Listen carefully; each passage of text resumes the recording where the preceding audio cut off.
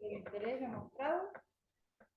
Les voy a presentar a la doctora Daniela Perramón, que ya todos la conocen, pero bueno, vamos a ver su currículum. Ejerció la profesión desde 2001 a 2007.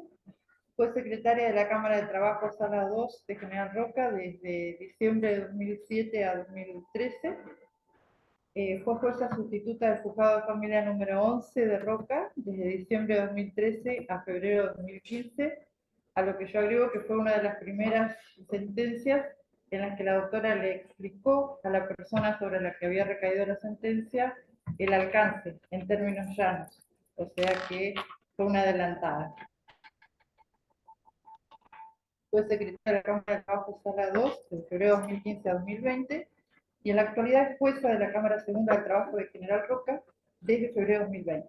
Además es mediadora, mediadora familiar, mediadora patrimonial y conciliadora laboral, y una persona con mucha calidez, mucha sencillez, que le interesa que los términos de los juicios, de los expedientes, le queden claros a la gente. Así que eso está muy bueno. Y su tema es juzgar con perspectiva de género. Así que Daniela, el auditorio. Bueno, muchas gracias. Demasiado halago, Anita. Gracias, chicos. Buenas tardes, antes que nada. Me encanta estar acá y bueno, y ojalá que les sirva. Algo vamos a estar hablando. Ya comenzaron ayer y más que nada, hoy lo que vamos a ver es en sí lo que es juzgar con perspectiva de género y poco de procedimiento que nosotros tenemos. ¿Por qué? Porque estamos recién comenzando.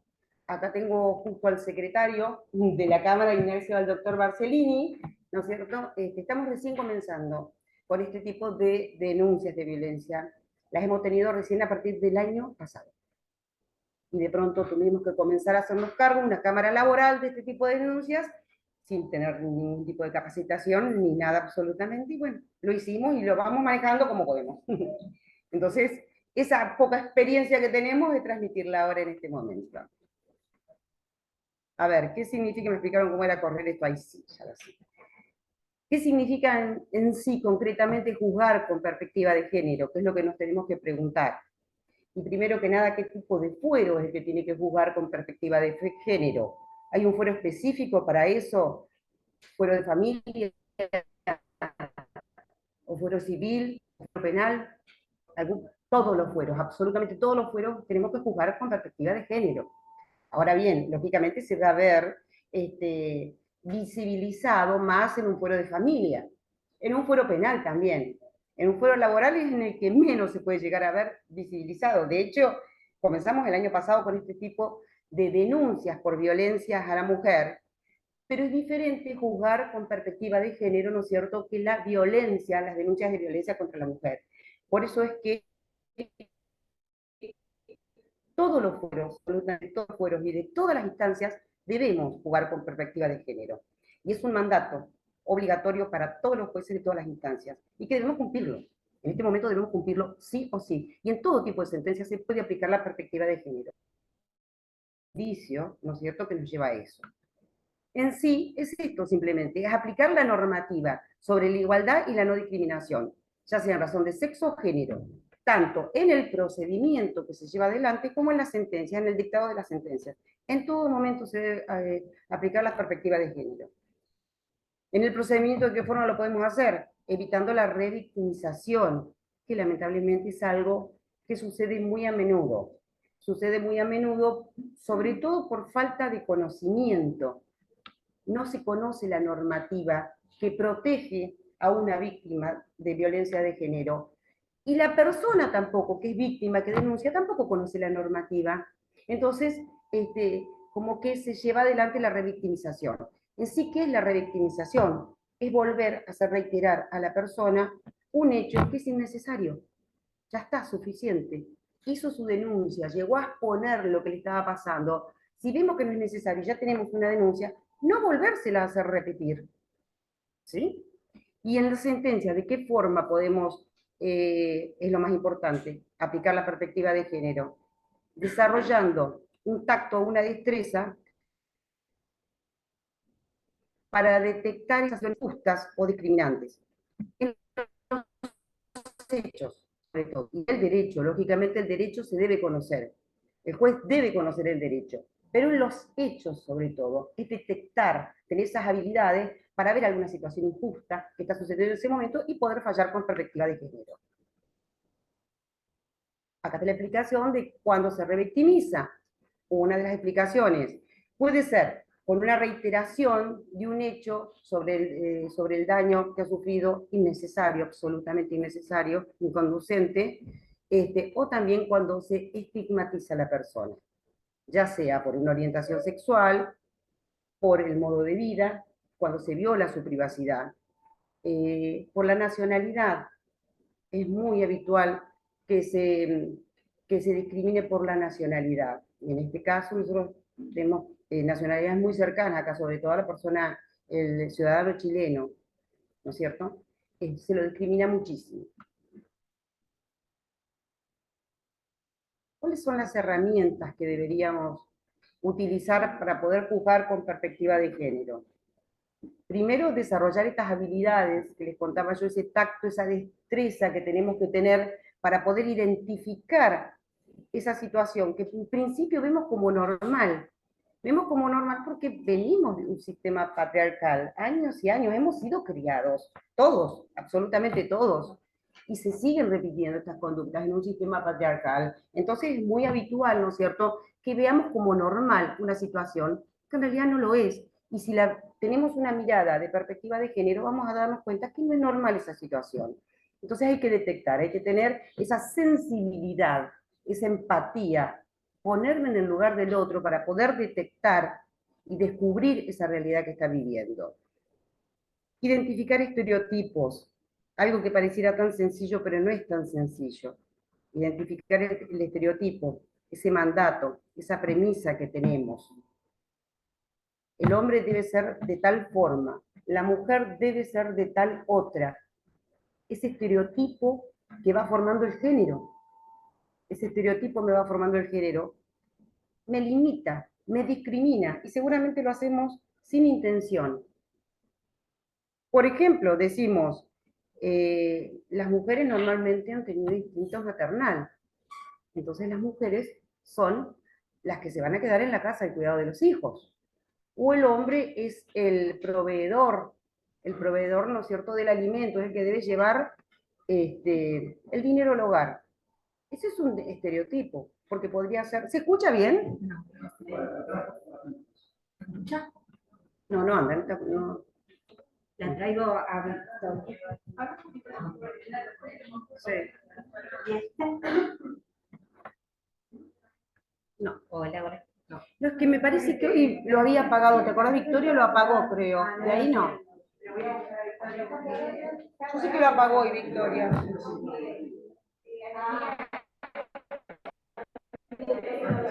funciona.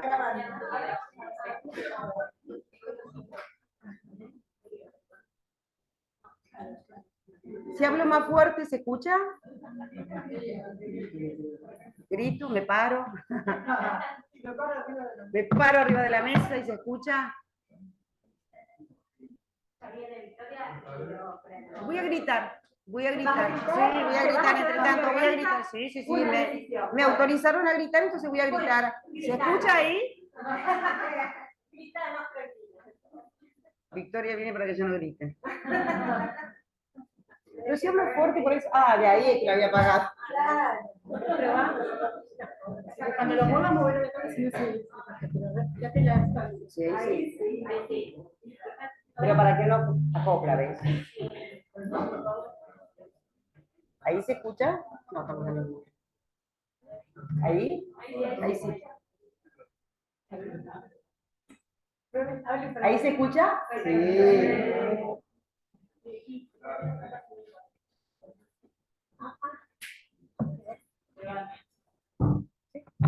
No, quiero saber.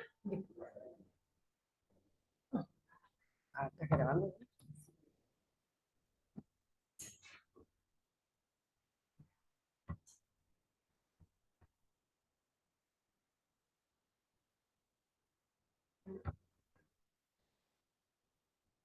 ¿Era eso?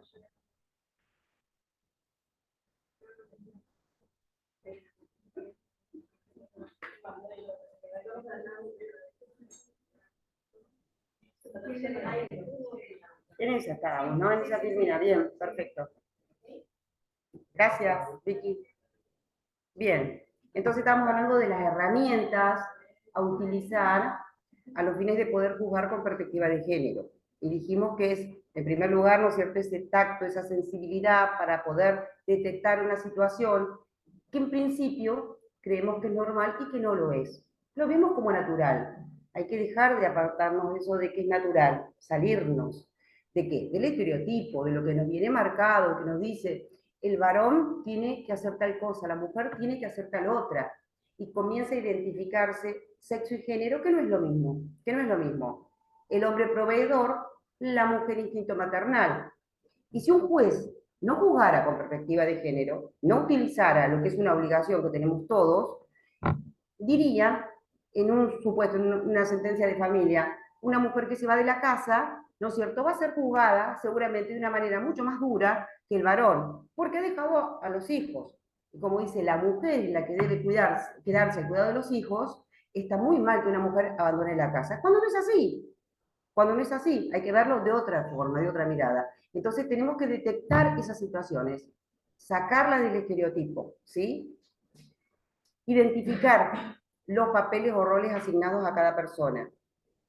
Liberarse de los prejuicios que creemos que son naturales, pero que no lo son. De esa forma vamos a poder realmente fallar con perspectiva de género.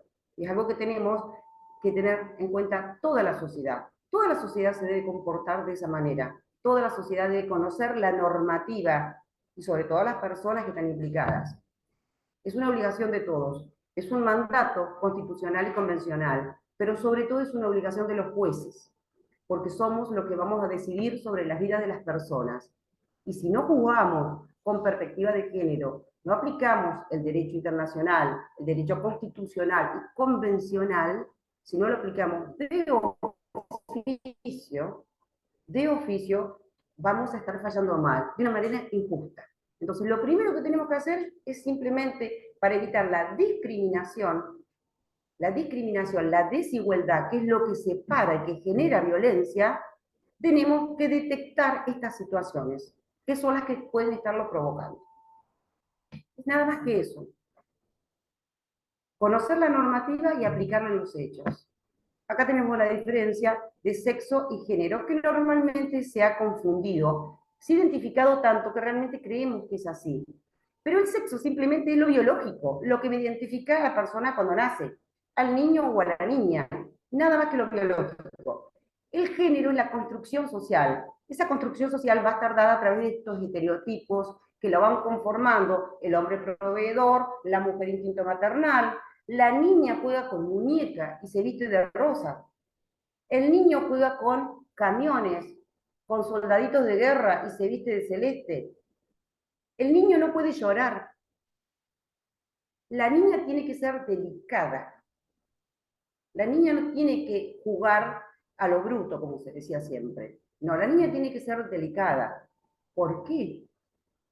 Esos son estereotipos. Porque venimos de una cultura patriarcal, siempre ha sido así.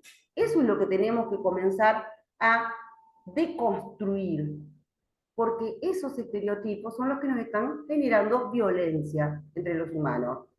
El niño, el bebé, puede jugar con una muñeca o con un muñeco, de la misma forma que juega una mujer. El niño también va a ser padre, como la niña va a ser madre. El cuidado de los hijos va a estar a cargo de los dos, absolutamente de los dos. La única diferencia es que nace de la mujer. En este momento, tal vez más adelante, se pueda superar y se vea de otra forma, un caso de adopción. La única diferencia, el niño puede y debe jugar con muñecas. Y las mujeres pueden jugar con camiones, con autos, con tractores, porque la mujer también después va a poder manejar un tractor, un auto, un colectivo. No es mi caso, pero lo pueden llegar a hacer, obviamente. Y está bien que así sea.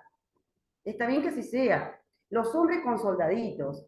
En realidad, con soldaditos de guerra o con armas de guerra no debería, bueno, para mi gusto, no debería jugar ni los niños ni las niñas. ¿No es cierto? Es algo que, gracias a Dios, se va de a poquito erradicando, porque eso genera violencia. Eso genera violencia. Y no nos hemos dado cuenta cómo nosotros mismos hemos generado violencia. incluso educando a nuestros hijos, a nuestros niños, permitiéndoles jugar a la guerra. ¿Cómo van a jugar los niños a la guerra? Estamos generando violencia. Cuando estamos diciendo, las niñas no se meten en los juegos de varones, estamos generando violencia, porque estamos discriminando, apartando. Discriminar, ¿qué es separar? No es así. Somos todos iguales. Todos iguales. Entonces, cuando realmente podamos aplicar los derechos humanos que nos corresponden a todos, sin distinción, hombres y mujeres, todo tipo de géneros, vamos a empezar a evitar la discriminación, la separación. Vamos a comenzar a ver una verdadera igualdad. El género lo construimos a través, ¿no es cierto?, de estos estereotipos, lo vamos formando. Normalmente lo identificamos, tenemos la costumbre de seguir identificando género mujer, género hombre, pero no es así. No es así, porque puede haber una persona, un hombre, que nació con genitales de hombre, pero se siente mujer, y viceversa, o al revés. La mujer, ¿no es cierto?, nació mujer sexualmente en su sexo, pero tiene su construcción social o se siente identificada como un hombre, tiene deseo de ser un hombre, de vestirse como un hombre. No debemos discriminarlos, no debemos separarlos. Son personas igual que nosotros, exactamente igual que nosotros y tienen los mismos derechos que nosotros. Hombres, mujeres, todo tipo de género, masculino, femenino. Todos tenemos los mismos derechos, absolutamente los mismos derechos. E incluso, a mi entender, por lo menos, estas leyes protectoras de los derechos de la mujer también tienen un tinte discriminatorio. ¿Por qué protectora de los derechos de la mujer? Tienen que ser protectoras del género, o de la identidad de género, o de situaciones de discriminación, no de la mujer. ¿Por qué? Porque la mujer es más débil. En la ley de contrato de trabajo hay un capítulo que se dedica al trabajo de las mujeres, al trabajo de los niños. Está bien, la ley de contrato de trabajo se hizo hace 40, 45 años, ¿no, Analía? Por lo menos.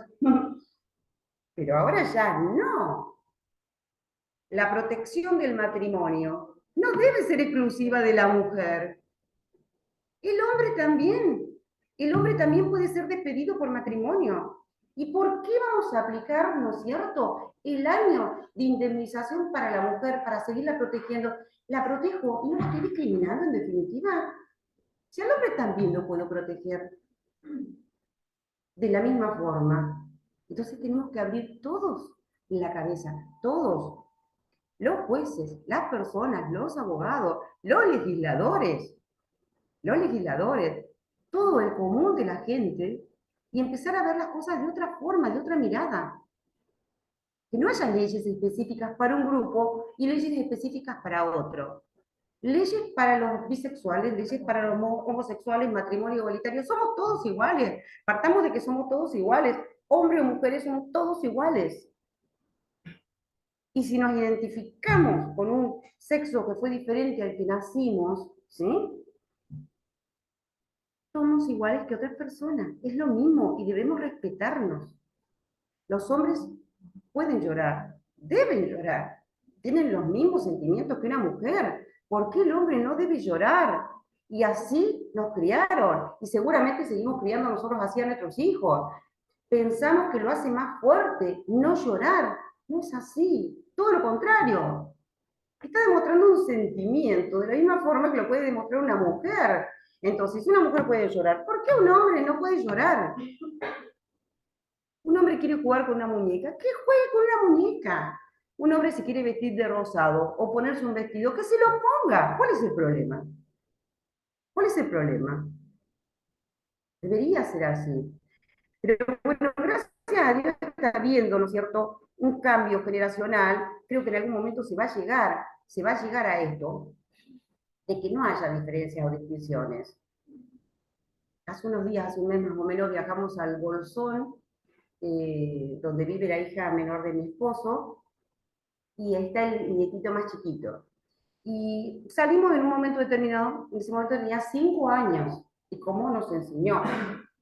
Estaba viendo una vidriera, y yo le digo, no, ahí hay ropa de mujer solamente, porque en realidad era un negocio de ropa deportiva de mujer.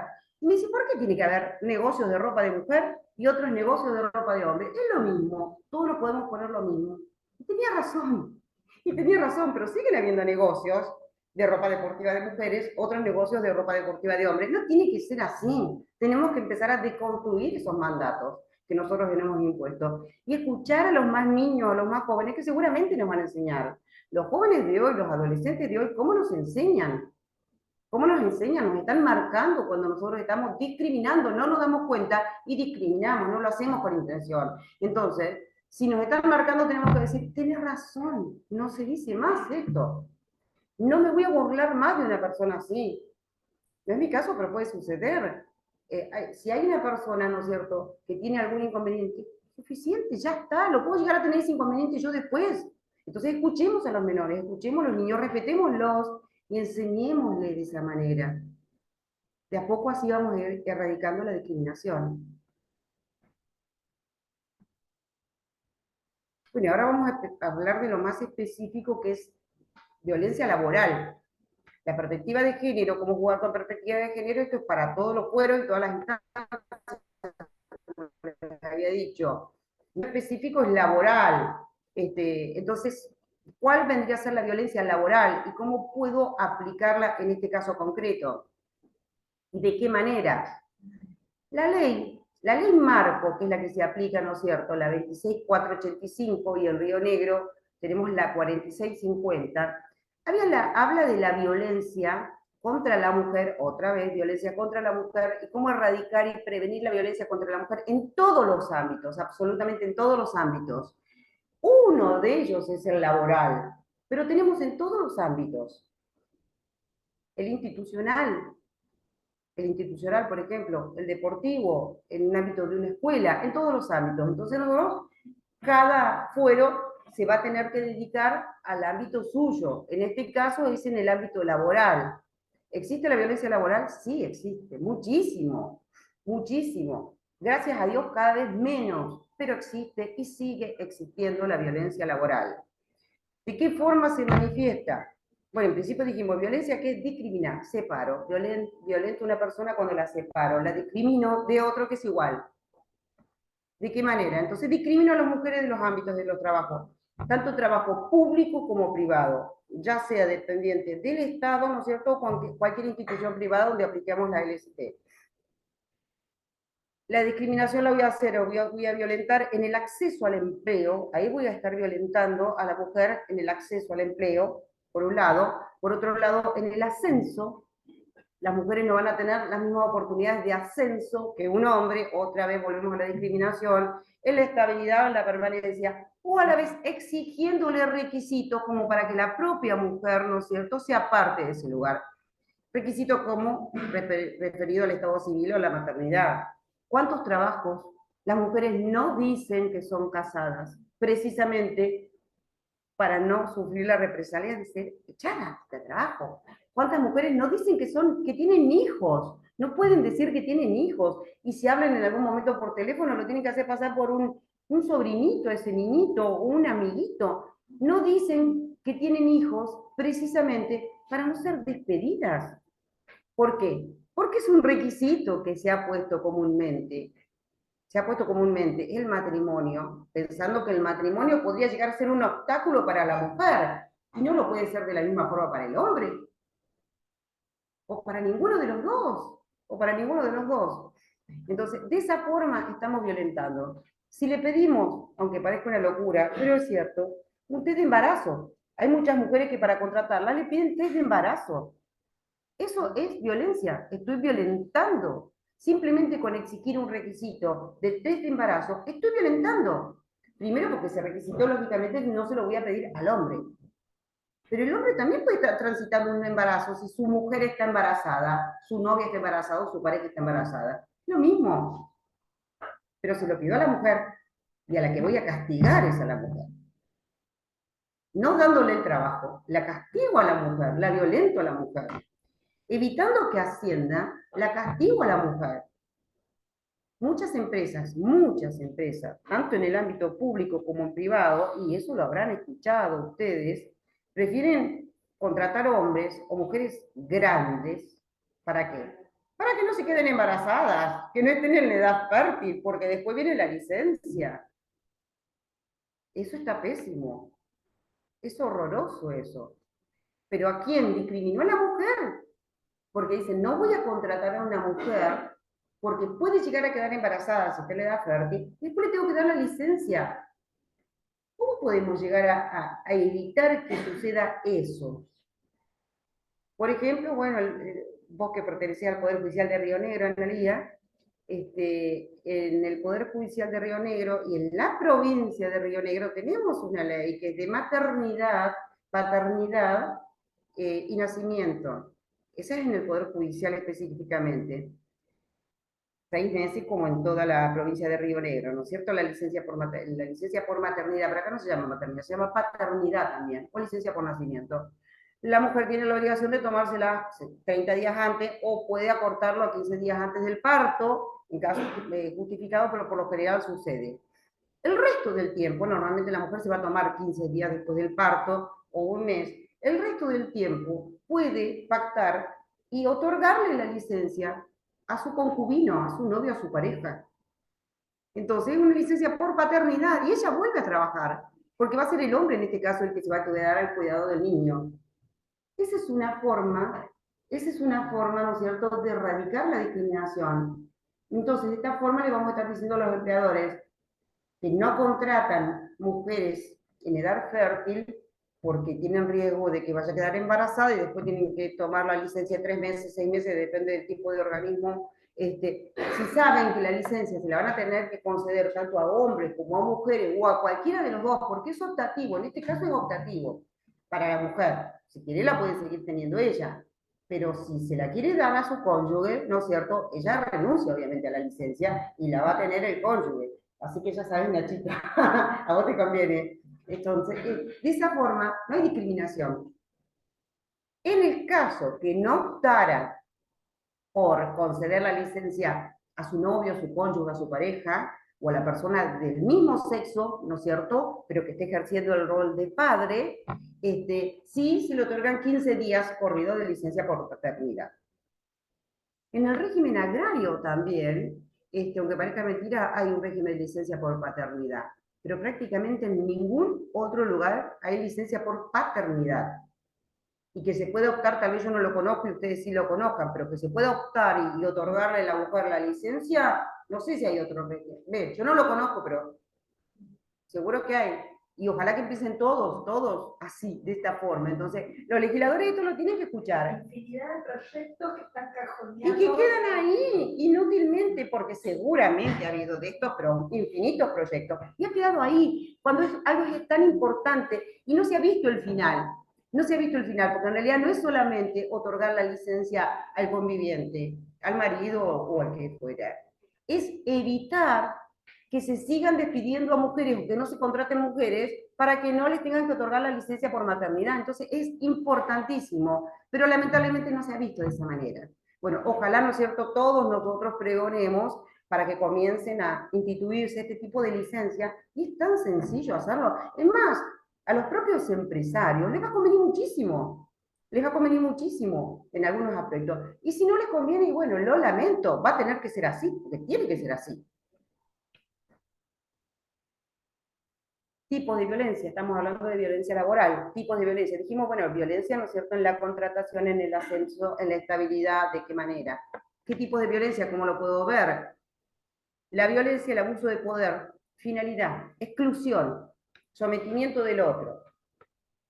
Puede manifestarse como una agresión física, como un acoso sexual, un acoso psicológico, puede presentarse en sentido vertical o en sentido original, superiores jerárquicos, inferiores, o en sentido horizontal, propios compañeros. ¿Cuáles son los maltratos que se ven en laboral? Y acá hay sí un tema, los que hacen derecho laboral, lo que hacemos derecho laboral, y que puede confundirse muchas veces lo que es la violencia laboral con el mobbing.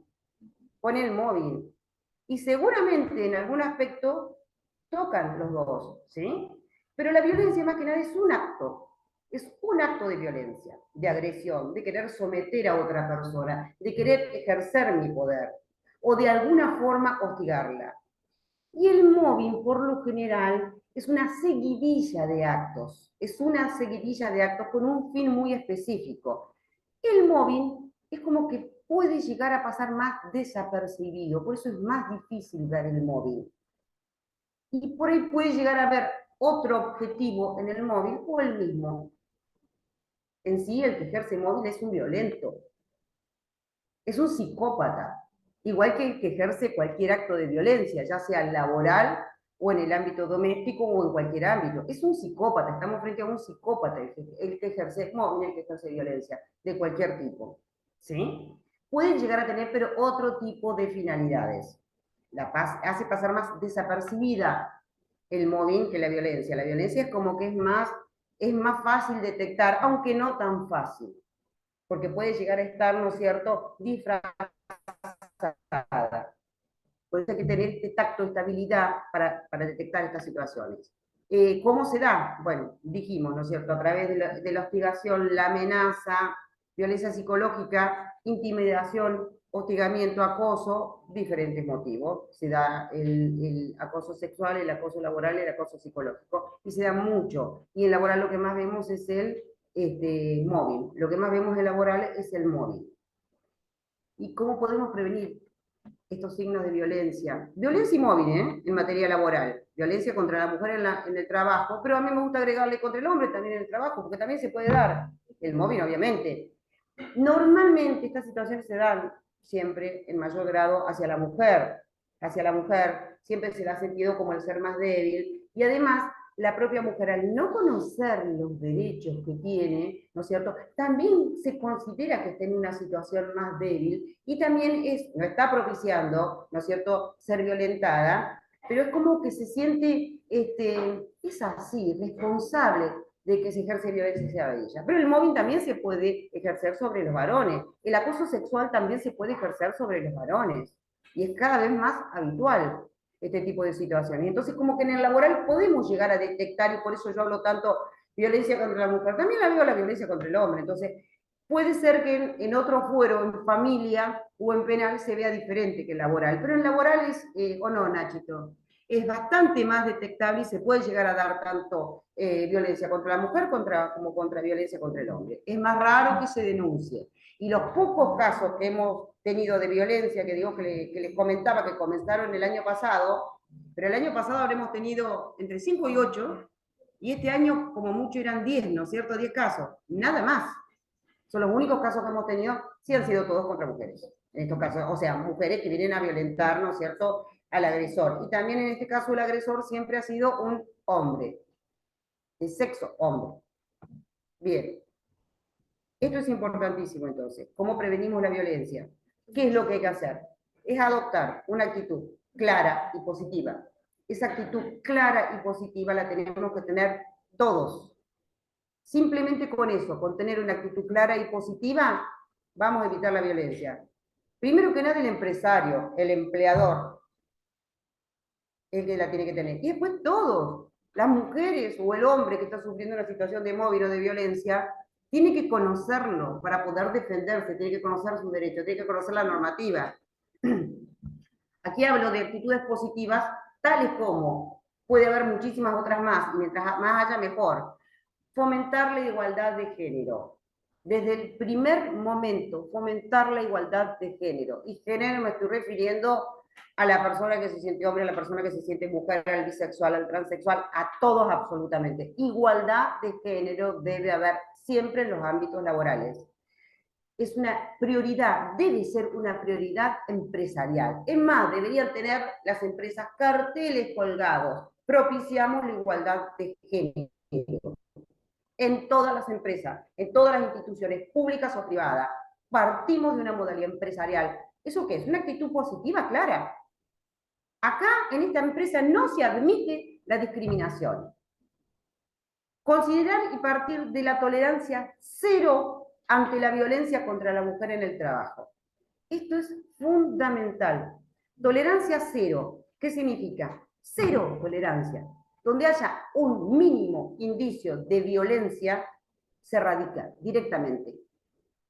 Una vez que se permita, es suficiente para que se dé lugar a este círculo vicioso que jamás va a terminar. Y a la vez para que otra persona imite lo mismo y dice, pero si una vez lo perdonaron a fulanito, ¿por qué no me van a perdonar a mí? Cero.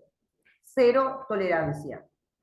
Un acto de violencia, sea ejercido por hombres o por mujeres, o personas, o cualquier sexo.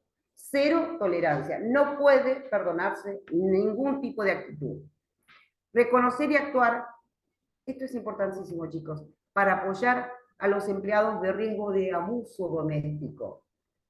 Hay muchos casos y muchas situaciones, y nosotros en el fuero laboral lo vemos, pero por ahí no estamos acostumbrados a considerar estas situaciones que deben ser consideradas.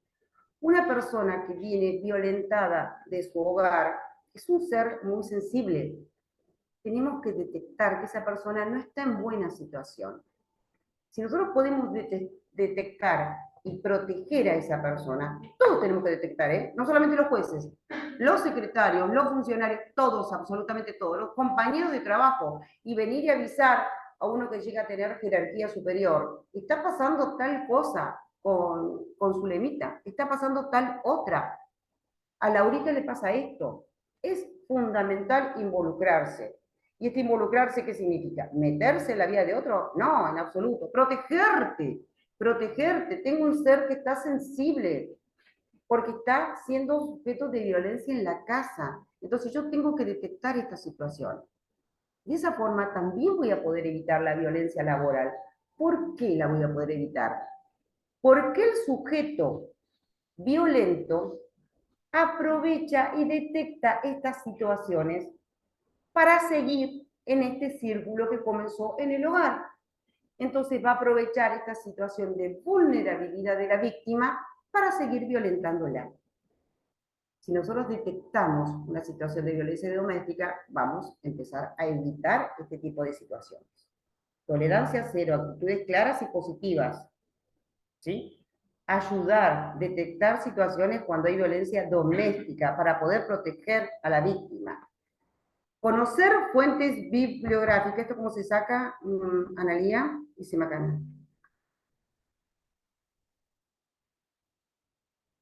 Me apareció un cartelito, a ver, ya vamos a volver. Estaba hablando, y volví al inicio, estaba hablando de conocer fuentes bibliográficas, y por ahí las llamas a... Bueno, eso ya seguimos a seguir. Fuentes bibliográficas, ¿cuáles serían, por ejemplo? Si nosotros conocemos... Ah, vos, por ahí te... No, pará. Por esa pantalla. Ah, Vicky. ¿Dónde está? Si nos estás escuchando. Achiqué la pantalla, me apareció un cartelito, no sé qué dice. Mirá, fíjate.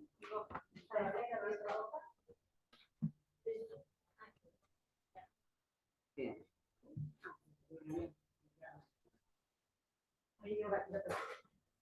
Su pajarito, ¿quiénes somos nosotros?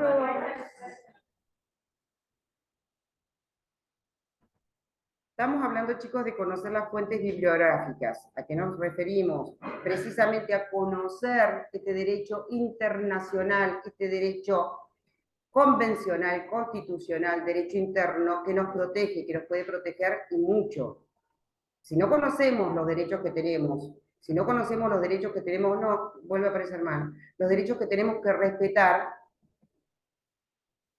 no vamos a poder ni protegernos nosotros, ni proteger a la víctima de violencia. Entonces, debemos conocer el derecho. Apareció de nuevo mal, ¿ves? Se achica la pantalla. No, la 3 y la presentación. Ah, sí, hoy hizo así, creo. Voy a... Presentación comparada desde la actual. Creo que había dos cositos. Ah, acá, en opciones de presentación, ahí lo hizo. Y ahí puso en el de abajo, me parece. Porque el de arriba era chiquito. Creo que lo puso en el de abajo. Duplicar presentación. Ahí viene. Se le puso duplicar presentación. ¿Hizo bien? Pero acá quedó pequeña. Vicky, vos no hiciste acá hoy, te pusiste acá en opciones de presentación. Ah, cierto que este no es el mouse. Vos te pusiste en duplicar presentación. Ah, Pero espérate un segundito, no te vayas, porque cuando lo corro, se me deschaba. Ah, entonces esto es al revés. Este para atrás y el grandote para adelante. Espera un poquitito. No te me pases. Ahí está, bien. Chicos, estábamos en la parte de conocer las fuentes bibliográficas, conocer el derecho internacional. ¡Ew! No, a vos no. A estos chicos que están hablando, no nos dejan hablar. Conocer el derecho para podernos defender y defender a esa persona que está siendo violentada es fundamental para protegernos. Hay que instruir, capacitar en todos los organismos.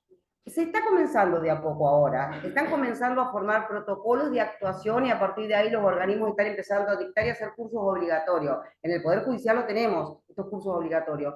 Tendría que ser en todos los organismos estos cursos obligatorios, en todos los organismos, es fundamental, ¿no es cierto? Porque de esa forma van a conocer y van a saber primero cómo detectar una situación donde hay violencia, donde hay discriminación, qué derechos las protegen a las personas, ¿sí? ¿Qué derechos nos protegen a nosotros y a las víctimas? Eso es fundamental. Esas actitudes son las que hay que tomar para que podamos erradicar la violencia en el ámbito laboral.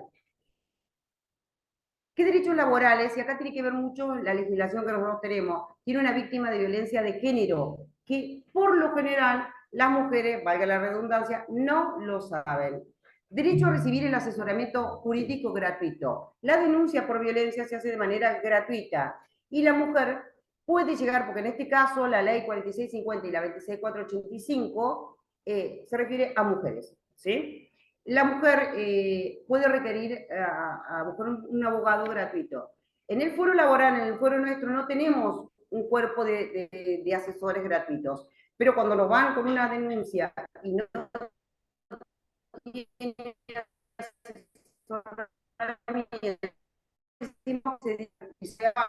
y ahí sí no venga el abogado de la parte de defensoría civil, que en este caso es, porque no hay en el laboral, no le tomamos la denuncia.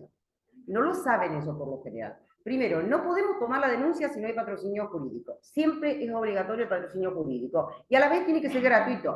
Puede, obviamente, venir con su abogado de confianza. Pero si no lo tiene, va a requerirse un abogado. Ese es un derecho que tiene. Después la licencia inmediata. Y esta no es la licencia que hablábamos hoy por maternidad y paternidad. Esta es una licencia inmediata. Que lo tenemos en toda la provincia de Río Negro, es una ley provincial, ¿no es cierto? Y ahí se invita a los municipios que ya lo están adoptando con diferentes modalidades. Inmediatamente que hay una denuncia de violencia contra la mujer y hay un acto, ¿no es cierto?, de violencia, la mujer se presenta con la denuncia ante la autoridad y se le otorga una licencia inmediata. De 6 meses es a nivel provincial y que puede llegar a ser duplicada en el tiempo o también reducida, obviamente, depende de la situación. En principio hasta un máximo de 3 meses, de 6 meses. Por ejemplo, el Poder Judicial, lógicamente, también está lo mismo. En el municipio de Roca, porque se invita, es una ley provincial, se invita a los municipios, ahora tienen una que está buenísimo, y en principio comienzan con 35 días, pero esos 35 días pueden ser prorrogados. Eso la mayoría de las mujeres no lo saben, esa licencia inmediata que tienen cuando comienzan a sufrir una situación de violencia. Derechos laborales, hay derechos laborales que las protegen, infinidad, estos son algunos. Mantener el empleo no significa que voy a denunciar y que por eso voy a perder mi empleo. La mayoría de las personas han pensado, yo denuncio a mi agresor y pierdo el empleo. Y por eso se llama, cuando realizan la denuncia, es la gota que rebalsó el vaso, porque llegan a ese extremo para denunciar, porque dicen, yo pierdo el empleo. En todos los ámbitos está y sucede. Entonces, mantengo el empleo. Y también retirar al agresor del lugar del trabajo. Esto se está implementando muchísimo con esta ley de denuncia, la 26485, la 4650. Es una de las medidas. Y aunque sea el jefe de la empresa, si es el jefe el que está hostigando o está ejerciendo un acto de violencia, el juez puede dictar una medida preventiva, son todas medidas preventivas, de retirar al agresor. Ha habido un caso, en nuestro caso no ha sido, pero ha habido un caso, ¿no es cierto?, en Buenos Aires, donde hubo una denuncia contra el director de una editorial por 2 mujeres, y en ese caso cayó en una cámara contencioso administrativo, y los jueces dictaron la orden de prohibición de acercamiento del director a su empresa. No le prohibieron trabajar, pero que busque la forma de trabajar, ya sea remoto o de otra manera, o que mande a alguien que le busque los papeles. Señor, si ejerció violencia, usted no va a ingresar a la empresa. Y tenía prohibido ingresar en su propia empresa. Y fue una orden que se dictó en principio por 3 meses. Y las mujeres siguieron trabajando. Entonces, ese es un derecho que debemos conocer. Mantener el empleo y que se retire al agresor del lugar del trabajo. Hay derechos de la seguridad social. Por ejemplo, esta ley que estamos hablando, que se otorga una licencia inmediata, y una licencia inmediata, obviamente con remuneración, la mujer sigue cobrando. Por ejemplo, en el ámbito de la policía de la provincia de Río Negro, hay una denuncia, inmediatamente se le otorga la licencia, inmediatamente, y la pasan a la mujer. Es una suerte de equipo interdisciplinario, pero no es lo mismo, es al psicólogo de la policía. Inmediatamente tiene atención psicológica, que es excelente esto. Y ahí mismo, pero está con la licencia. En principio le dan una licencia de 30 días. En principio siempre. Eso en el ámbito de la policía de Río Negro. También está el derecho a ayuda social en el caso de víctimas con pocos recursos y escasa formación. Muchas veces no se animan a denunciar precisamente por los escasos recursos. Tanto en la ley 26485 como en la ley nuestra provincial, la 4650, está previsto, entonces hay que peticionarlo, está previsto, hay que peticionarlo. ¿Sí? ¿A través de qué? Políticas públicas. Los diferentes ministerios tienen que hacerse cargo de esta situación, ¿sí? Y se va a ir encauzando la denuncia. Todos estos derechos hay que conocerlos para no dejar desprotegidas a las personas, en este caso a las víctimas, y que se animen a denunciar cuando realmente hay un hecho de violencia, no cuando no lo hay. Como dijo Vicky con esto. Estas son las 2 leyes que tenemos, la de protección integral, vieron que es para varios ámbitos, para sancionar, erradicar la violencia contra las mujeres en los ámbitos que desarrollan sus relaciones interpersonales, todos los ámbitos. En nuestro caso, vamos a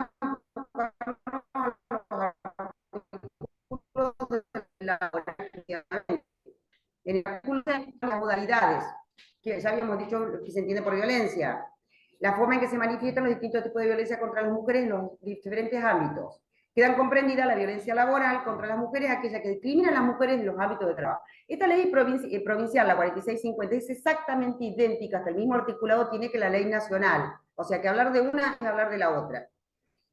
Contratación, ascenso, estabilidad, También violencia contra las mujeres en el ámbito laboral, al quebrantar el derecho de igualdad de remuneración por igual tarea o función. Normalmente ahora nosotros decimos ya no se ve eso. No hay casos de que haya diferencia de remuneración. Normalmente no lo vemos. Todo el mundo cobra lo mismo, ¿no es cierto?, por el puesto. Debería ser así. Pero aún en la actualidad sigue existiendo esta diferencia. Sigue existiendo. ¿De qué manera? Por ejemplo, me salgo un momentito de acá. En un ámbito agrario. En el ámbito agrario, por ejemplo, que les pagan, o se podría hacer también en los balcones de empaque, que les pagan por productividad. O sea, hay un sueldo fijo establecido, pero también a los empleados de balcón de empaque por cajones embalados y que les van poniendo por eso su sellito, su nombre, no sé cómo será ahora, y en las chacras, la poda por cantidad de filas o cuando hay trabajo de estafo y demás, ¿no es cierto? Entonces, hay un sueldo fijo para todos y después está la productividad. Entonces, ¿qué sucede? Y es una sentencia que salió el año pasado, chicos, que no debería suceder, pero sigue sucediendo. A un grupo de 5 mujeres, las mandaban a hacer otro tipo de tareas para que tuvieran baja productividad. Y la mayor productividad la tenían los hombres. Entonces, a las mujeres, lógicamente, la productividad no se la iban a pagar. Y después utilizaron esa baja productividad para despedirlas. Para despedirlas. Además de otros casos, además de otros motivos que había, que por ejemplo no les daban las herramientas adecuadas que sí les daban a los hombres, no les permitían, ¿no es cierto?, podar en plataformas, esas plataformas neumáticas que hacen más fácil la poda. Después la excusa de la empleadora fue que en realidad había que estar muy preparado, que eran peligrosos, que tenían que tener mucha fuerza y que las mujeres no lo podían hacer. Entonces le pagaban más a los hombres de esa forma, porque los hombres lógicamente tenían mayor productividad. Bueno, eso es una sentencia que salió el año pasado. En nuestra Cámara de Trabajo tenemos exclusivamente 2 sentencias donde se falló con perspectiva de género. No se han planteado otros casos. Ahora sí van a comenzar. Y ahora sí ya estamos detectando al inicio, ¿no es cierto?, cuando hay un indicio de perspectiva de género, entonces en ese caso tomamos una medida diferente a ahora. Pero hasta ahora solamente tenemos dos sentencias. Una es esta que le estoy comentando, de trabajo agrario.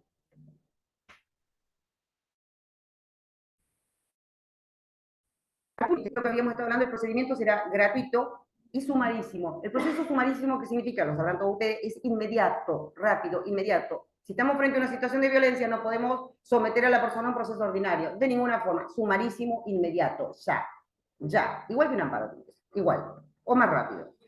Presentación de la denuncia. La denuncia la pueden presentar las mujeres contra cualquier juez, cualquier fuero, cualquier instancia, cualquier miembro del Ministerio Público, e incluso también la pueden presentar en las comisarías. Hay comisarías, por lo general en todas las localidades, las comisarías de la mujer. Lo más normal es que presenten la denuncia en la comisaría de la mujer, lo más normal. A nosotros por lo general nos ha llegado prácticamente todo, ¿no, Nacho? Con la denuncia ya de la mujer, va al juez de paz, el juez de paz dicta la medida, pero no la ratifica y no la homologa, y ahí nos viene lo que es violencia laboral, nos viene a la Cámara. Acá dice la competencia, entenderá cualquier juez, o sea, la denuncia yo la puedo presentar frente a cualquier juez, no interesa que sea juez penal, aunque es una denuncia de violencia laboral, yo puedo estar frente a un juez penal y le presento la denuncia. El juez que va a hacer, la va a remitir a la Cámara de Trabajo. En nuestro caso, que tenemos cámaras en Río Negro, la va a remitir a la Cámara de Trabajo. Pero cuando el juez ve que es una situación de violencia y tiene esa sensibilidad para detectar, inmediatamente tiene que tomar las medidas. Y debe tomar la medida, no me debe remitir la denuncia a la Cámara sin haber tomado las medidas. En laboral, las medidas preventivas que por lo general tomamos es la prohibición de acercamiento normalmente está de 200 metros, ¿no es cierto?, del agresor a la víctima, pero también en la audiencia le hacemos saber a la víctima esta medida de prohibición de acercamiento, si bien no se le dicte, usted también la tiene que respetar de la misma forma. El señor no se le va a acercar a usted, pero usted no se le acerca al señor. El señor no le va a hablar por teléfono, ni le va a mandar mensajito, ni por Facebook, ni nada, que es muy normal este tipo de hostigamiento, pero usted tampoco lo tiene que hacer. Ninguno de los dos. Y si el señor usted está en una confitería y el señor entra, el señor se tiene que ir, es su obligación, pero usted también se puede ir por el otro lado. ¿Sí? Ahora, normalmente las prohibiciones de acercamiento son las medidas que dictamos. Prohibición de acercamiento y el cese de todo acto, de manera virtual o de manera física. Eso es. Y además le hacemos saber, ¿no es cierto?, que se le pueden dictar medidas de seguridad en el domicilio de la mujer. ¿Cuáles son los rondines famosos? Que se llama la policía, ¿no es cierto?, que tiene que, por el radio donde esté la mujer del domicilio de trabajo, tiene que dar vueltas. Esos son los rondines famosos. Se pueden detectar aparte. Sí. Presenta este problema en el ámbito laboral, con las medidas de prohibición de acercamiento. Con las medidas de prohibición de acercamiento. ¿Cómo hacemos? 200 no. ¿Qué empresas? Muy pocas empresas van a tener una distancia tan grande de 200, prácticamente nada. ¿Cómo hacemos? Bueno, una solución es esta licencia, ¿no es cierto?, inmediata entonces a la mujer, pero se la aparta, pero no la aparto para castigarla, la voy a apartar para protegerla en realidad. Le concedo una licencia hasta que esto se solucione. Pero ¿qué pasa si estoy, por ejemplo, porque estoy en el ámbito del empleo público de Río Negro? Nos tocó un caso en la Cámara, un galpón de empaque. Una empleada lo denunciaba al dueño del galpón de empaque. Un galpón de empaque chiquitito, creo que eran 3 empleados. Había un capataz y el dueño, que a veces era el mismo capataz del dueño. Así, un galpón de empaque muy pequeño, pero muy pequeño. Y había que dictar la prohibición de acercamiento. ¿Cómo la hacíamos? Tuvimos que dictar una prohibición de acercamiento de 2 metros. 2 metros. No había otra. O sea, que el señor, en este momento, el dueño del galpón, que a veces se da y lo citamos y se lo dijimos, las veces de capataz, no se le acerca, tiene prohibición de acercarse a 2 metros de la mujer. Inmediatamente buscamos un nexo, pero ¿cómo le doy las órdenes? Y no, se las va a dar fulanito. Usted no le va a dar más las órdenes, salvo que a los gritos ponga de ninguna forma, usted no se puede acercar, no se puede acercar. Y la mujer tampoco, la chica tampoco se le podía acercar. Entonces, hay que ir adaptándolas. Hay que ir adaptándolas en estos casos, a 2 metros, 10 metros. Otra vez tuvimos que hacer en una policía, no, eso fue en el municipio de Roca, no sé si fue la primera denuncia que hubo, 10 metros. La prohibición de acercamiento de 10 metros. Y porque más o menos vamos evaluando las distancias que hay o pedimos información, pero hay casos en que no se puede. Y después lo común de los casos son de 200 metros. Esas son las medidas preventivas urgentes que deben tomarlas cualquier juez. Facultades del juez, bueno, dijimos, de dictar una medida o varias a la vez. Esto es importantísimo. Inmediatamente que se presenta la denuncia, el juez debe fijar una audiencia. Inmediatamente, dentro de las 48 horas. O sea, 48 horas es el plazo máximo que debo fijar la audiencia, ¿sí? Desde que se tomaron las medidas o desde que se realizó la denuncia. Puede ser que se haya realizado la denuncia y que no se hayan tomado medidas. La mayoría de las veces no se toman las medidas inmediatamente. Entonces, ya me pasaron 24 horas o 48 horas, entonces tiene que ser ya la audiencia, ya, al otro día. Y se nos ha presentado, lógicamente, un inconveniente muy grande en la Cámara de Trabajo. Tenemos que tomar la audiencia y dejar de lado la agenda de audiencia porque nos va a llevar la mañana entera. Porque tenemos que tomar la audiencia por separado, y eso ya se le comunica a la parte.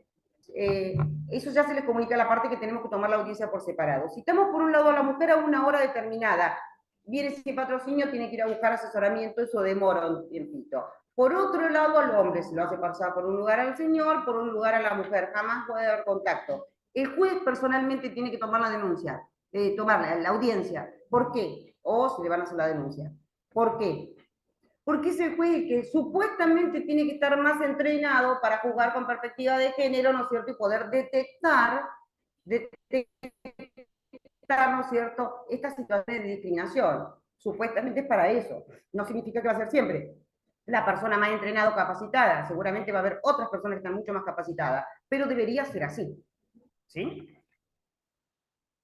El presunto agresor está obligado a comparecer bajo apercibimiento de ser llevado ante el juzgado con auxilio de la fuerza pública. Ya se le pone en la notificación que se le hace. O sea, señor, si usted no viene por las buenas, va a venir por las malas. Porque va la policía y lo busca y lo trae. Entonces vienen, siempre, siempre han venido, siempre. Lógicamente va a venir con su abogado, pero en ese caso ahí nosotros no nos preocupamos. Si vino sin abogado, lo lamento. No le vamos a salir a buscar un abogado que vaya a tal lugar a traerlo. No, de ninguna forma. Bueno, lo que les había dicho, se toma por separado y se ordenan las medidas que pertinentes, se pueden ordenar en la misma audiencia. La prueba, amplitud probatoria absoluta, todo tipo de prueba. Y acá se aplica lo mismo del famoso fallo Pescicori, que todos lo habrán escuchado, ¿no es cierto? Cualquier tipo de indicio o presunción ya vale. Cualquier tipo de medio probatorio. No le voy a exigir de ninguna forma una prueba muy acabada, de ninguna forma. Cualquier tipo de indicio sirve. Y de esa forma también se tiene que dictar la resolución, utilizando cualquier tipo de prueba, de medio de prueba. Por ejemplo, testimoniales son lo más importante. Hasta ahora, en nuestro caso y en nuestra experiencia, no hemos necesitado. Gracias a Dios lo podemos solucionar con la audiencia. Dictamos la medida. Normalmente, si es cada 30 días o cada 15 días, volvemos a fijar una nueva audiencia para controlar cómo va esa medida. E inmediatamente también libramos un oficio al empleador, porque como esto es violencia laboral, lo que nosotros queremos es que sea el empleador el que se haga responsable, gracias María, el empleador se haga responsable de este caso concreto. Entonces el empleador tiene que tomar la medida de trasladar a la persona de un lugar a otro. Yo no le voy a dictar una medida al empleador, pero sí lo voy a hacer parte y lo hago responsable. En todos los casos lo hemos hecho. Y incluso le hemos citado audiencia. Incluso le hemos citado audiencia. También se confunde, es difícil detectar. Vienen las personas a realizar una situación de una denuncia, violencia. En definitiva, lo que quieren es un traslado, porque el lugar en que ustedes están trabajando no lo quieren. Quieren otro puesto de trabajo. Entonces, es difícil. Eso hay que tener, detectar esa situación. A ver, ¿me estás mintiendo o no? ¿Yo quién soy para jugar si hay violencia o no hay violencia? Debería tener un equipo interdisciplinario, una pericia que me lo diga. ¿No es cierto? Bueno, tengo que ir formándome de alguna manera, o pedir ayuda, o recurrir a equipos interdisciplinarios, psicólogos, asistencia social, para que me puedan llegar a decir, ¿realmente acá hay violencia o no? Pero cuando detecto que una situación, en definitiva, la mujer lo que quería era que la trasladaran al lugar de trabajo. ¿Qué es lo que nosotros tenemos que hacer? Se nos ha dado mucho eso. Aclararle que la denuncia la he hecho en el marco de esta ley. Y esta ley exclusivamente, ¿no es cierto?, lo que protege es la vida de las mujeres, nada más. Y nosotros, si bien somos jueces laborales, lo único que vamos a hacer es dictar una medida para que cese la situación de violencia. Nada más. No vamos a ordenar que lo trasladen. definitivamente, obviamente, como una medida precautoria, sí puedo ordenar el traslado, como habíamos dicho, pero jamás puedo decir que ahora el MAP empezar a trabajar allá y vos, no, eso no lo puedo hacer, es una facultad del empleador. Sí le puedo decir al empleador, a ver, hacete cargo de esto, y fíjate cómo van a estar trabajando cada uno de tus empleados, ¿no es cierto?, para que no vuelva a generarse esta situación de violencia. Nada más, y se le aclara a la persona. Y nos ha sucedido que la persona por ahí no ha vuelto, o sea, no había sido tal la violencia, porque en realidad lo que quería era un traslado, y nosotros no se lo vamos a dar, de ninguna forma. Y si bien somos jueces laborales, decimos, ese es otro juicio que usted hará después con otro patrocinio o no, pero no en este momento no lo vamos a hacer de ninguna manera. Entonces eso hay que aclararle. Y es importantísimo hacer parte del empleador. El oficio del empleador es importantísimo. En todos los casos nos ha resultado. Siempre se hace cargo el empleador. Por eso no hemos llegado a dictar nunca una resolución. Lo hemos terminado solucionando en las propias audiencias. ¿Sí? No en la primera, en la segunda o en la tercera, o hablan o presentan escritos, ¿no es cierto? Y nos dicen si la situación de violencia cesó. Si la situación de violencia cesó, se dicta un auto fundado diciendo que las medidas preventivas, porque eran preventivas, cesan atento a haber cesado los hechos de violencia. Eso es lo que ahora estamos haciendo con nuestra ley. Todavía no hemos llegado a tener sanciones, sí, en las sanciones, por ejemplo, vamos con la medida preventiva nada más, pero ya apercibimos que de no cumplirla puede haber una medida más gravosa. Eso sí, pero no hemos llegado a tener una sanción. Y esto es muy importante, la comunicación de los hechos de violencia al organismo, institución, sindicato, sobre todo sindicato o asociación donde pertenece. Y acá ya sería no la presunción que yo tengo de violencia y que dentro del marco de esa medida preventiva, no, acá esto va a ser después de la resolución y le voy a decir, señor, se comprobó que su empleado es violento. Entonces, comunique esto, ya sea por cartilla, pizarra, al sindicato, como fuera, que su empleado es violento. La apelación no la hemos tenido en este caso, pero se puede dar, lógicamente va a ser con efecto suspensivo o devolutivo, depende si se fijen o no se fijen las medidas preventivas. No lo hemos llegado a tener, chicos, porque no hemos tenido resoluciones. Sí hemos llevado adelante el seguimiento, eso sí, con la nueva audiencia que volvemos a fijar, ¿no es cierto?, o con la comunicación que tenemos con las partes. Gracias a Dios, hasta ahora ha sido así, pero tenemos muy poquitos casos, porque recién está comenzando. Acá muy rápidamente, porque además de estar cansados, lógicamente estamos en materia laboral, entonces lo primero que tenemos que saber cuáles son los convenios que a nosotros nos rigen, ¿no es cierto?, que provienen de la OIT, lógicamente. La OIT siempre se encargó, desde sus inicios de 1919, obviamente, pero con un sentido totalmente paulatino y progresivo como debe ser, porque no era lo mismo la concepción que había en 1919 que ahora, en 2022. Esto les va a quedar a ustedes, porque veo que está sacando fotos, le va, bueno, hace como quiera, pero les va a quedar todo, quizás se lo pase a Analía y se los va a dar a todos. Si les sirve, bienvenido.